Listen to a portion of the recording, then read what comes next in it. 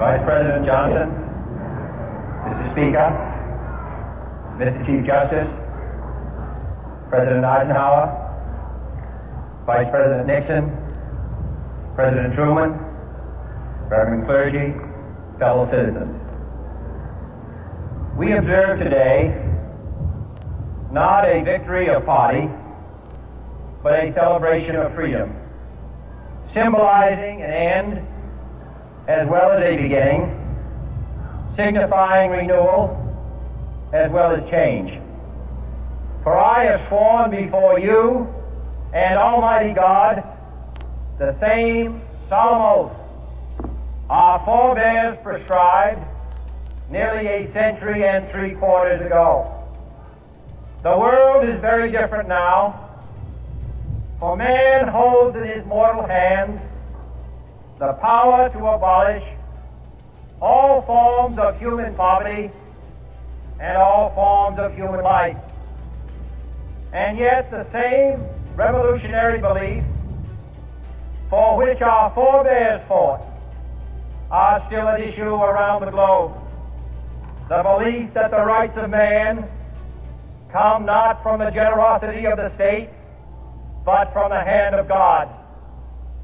We dare not forget today that we are the heirs of that first revolution.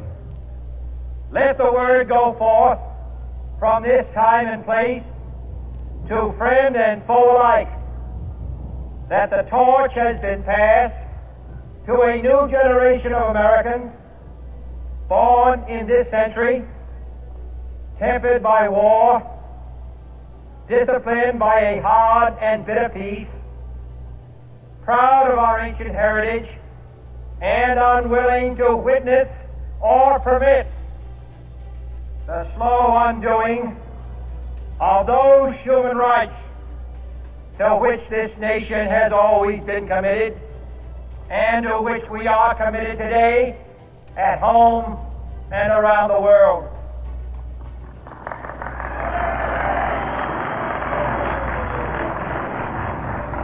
Let every nation know, whether it wishes us well or ill, that we shall pay any price, bear any burden, meet any hardship, support any friend, oppose any foe, to assure the survival and the success of liberty.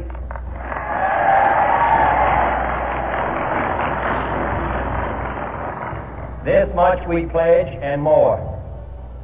To those old allies whose cultural and spiritual origins we share, we pledge the loyalty of faithful friends. United, there is little we cannot do in a host of cooperative ventures. Divided, there is little we can do, for we dare not meet a powerful challenge at odds and split asunder. To those new states whom we welcome to the ranks of the free, we pledge our word that one form of colonial control shall not have passed away, merely to be replaced by a far more iron tyranny.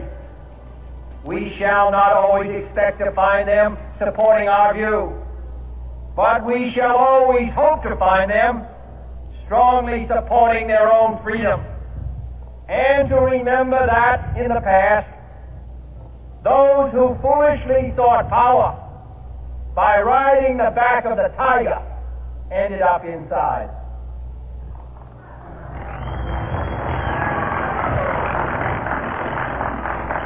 To those people in the huts and villages of half the globe struggling to break the bonds of mass misery, we pledge our best efforts to help them help themselves for whatever period is required, not because the communists may be doing it, not because we seek their votes, but because it is right. If a free society cannot help the many who are poor, it cannot save the few who are rich.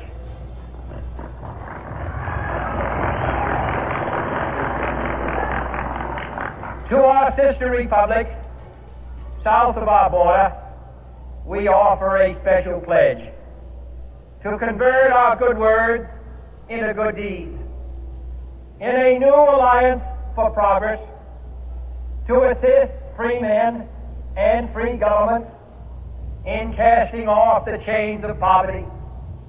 But this peaceful revolution of hope cannot become the prey of hostile powers.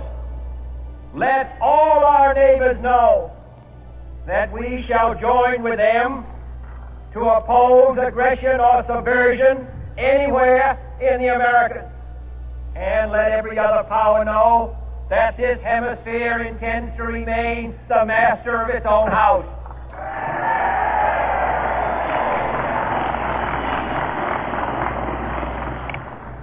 To that World Assembly of Sovereign States, the United Nations, our last best hope, in an age where the instruments of war have far outpaced the instruments of peace, we renew our pledge of support to prevent it from becoming merely a forum for invective, to strengthen its shield of the new and the weak, and to enlarge the area in which its writ may run.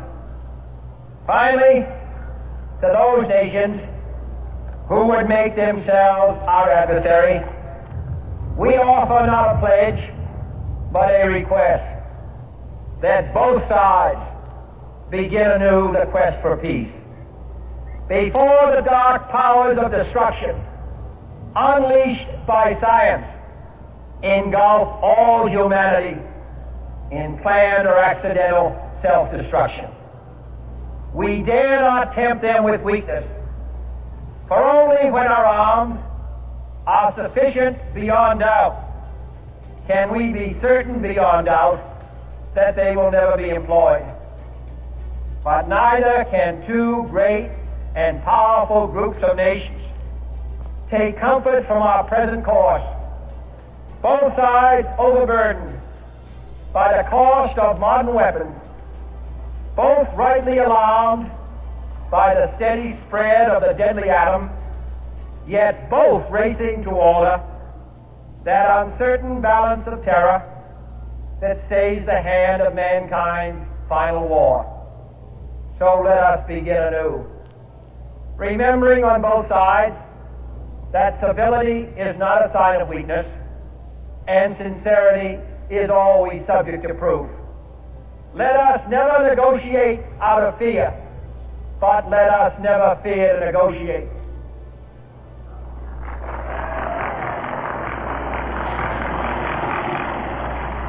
Let both sides explore what problems unite us, instead of belaboring those problems which divide us.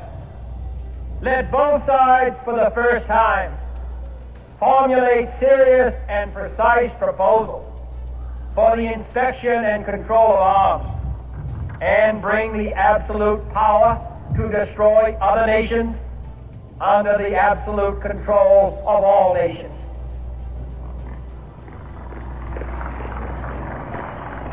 Let both sides seek to invoke the wonders of science instead of its terrors. Together, let us explore the stars, conquer the desert, eradicate disease, tap the ocean depth, and encourage the arts and commerce. Let both sides unite to heed in all corners of the earth the command of Isaiah to undo the heavy burden and let the oppressed go free.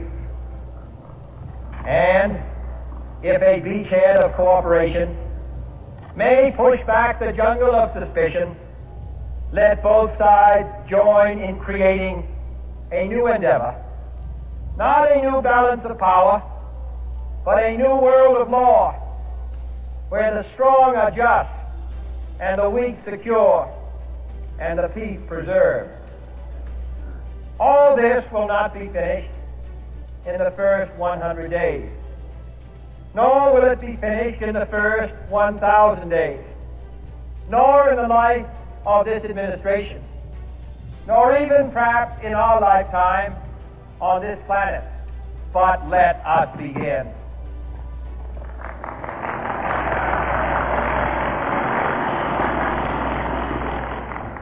In your hands, my fellow citizens, more than mine, will rest the final success or failure of our cause.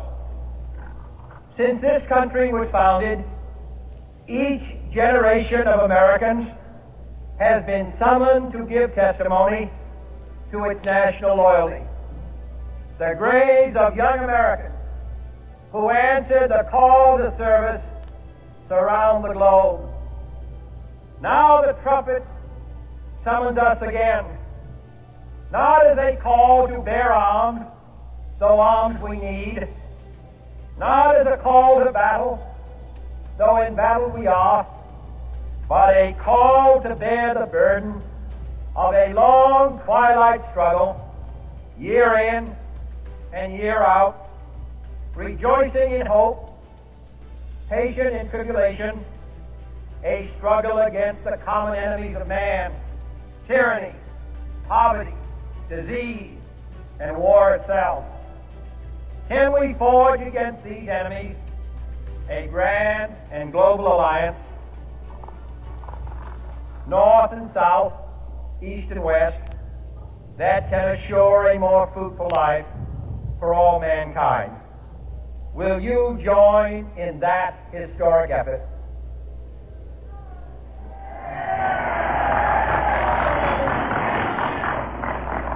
In the long history of the world, only a few generations have been granted the role of defending freedom in its hour of maximum danger.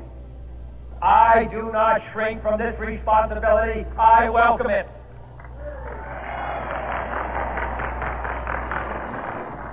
I do not believe that any of us would exchange places with any other people or any other generation. The energy, the faith, the devotion which we bring to this endeavor will light our country and all who serve it. And the glow from that fire can truly light the world. And so, my fellow Americans, ask not what your country can do for you. Ask what you can do for your country.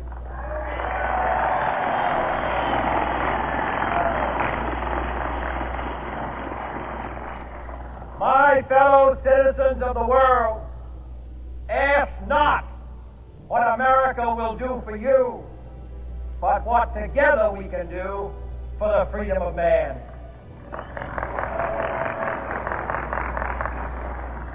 Finally, whether you are citizens of America or citizens of the world, ask of us here the same high standard of strength and sacrifice which we ask of you.